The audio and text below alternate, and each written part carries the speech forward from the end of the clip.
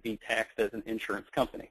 Now, pricing the risk appropriately is something that has to take place. So it's not like Howard and I are going out throwing darts trying to figure out what coverages are going in and what the premium is going to be. The first step in the process when we talk to a client is we want to look at policies. We want to look at loss runs. We want to know the risk that keeps that client up at night at the end of the day.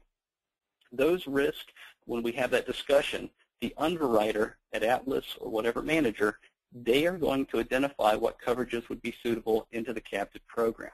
Now, it depends on which manager you use as to how they price those risks. I've seen some lines of coverage where they vary 500% between captive managers. So that tells you something about the industry. There's a lot of variation right now.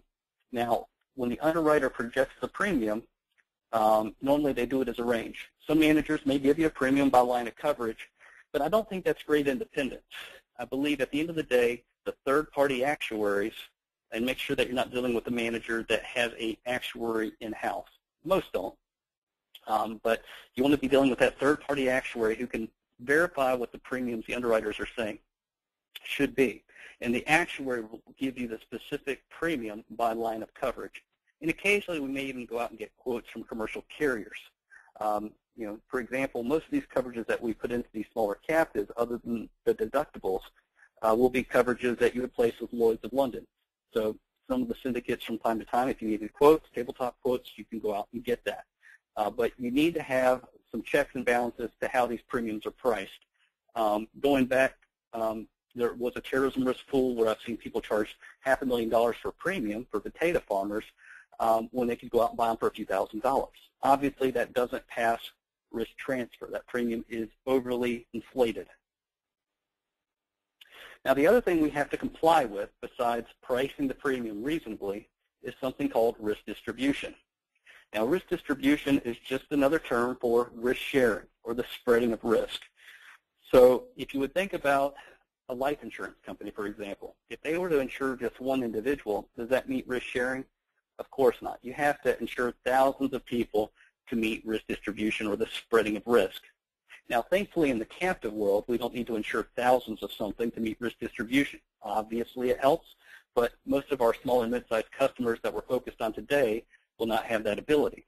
So the IRS gave us a couple safe harbors back in 2002 that I mentioned earlier that address risk distribution. One test, Revenue Ruling 2002-90, talks about a Rule of 12 test. What's that mean?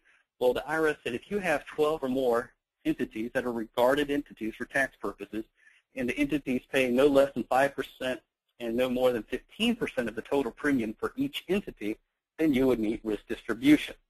Well, you're not going to find many customers to meet risk distribution with that Rule of 12 test.